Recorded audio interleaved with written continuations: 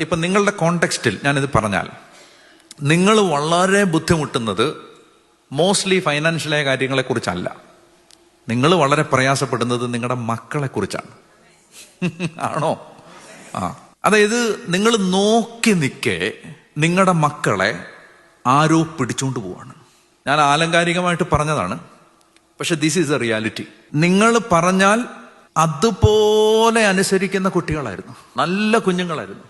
പക്ഷെ നോക്കി നിൽക്കെ ഒരു കൗണ്ടർ കൾച്ചർ അവരെ പിടിച്ചുകൊണ്ട് പോവാണ്.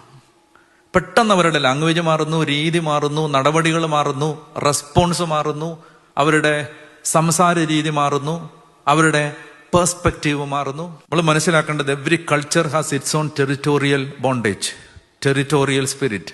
ഇതിനോട് മനുഷ്യന് ഫൈറ്റ് ചെയ്യാൻ പറ്റില്ല. നിങ്ങൾക്ക് ഒറ്റ ആൾക്ക് ഇതിനോട് ഫൈറ്റ് ചെയ്യാൻ പറ്റില്ല. ഫൈറ്റ് ചെയ്യണമെങ്കിൽ യു നീഡ് ഡിവൈൻ അസിസ്റ്റൻസ്.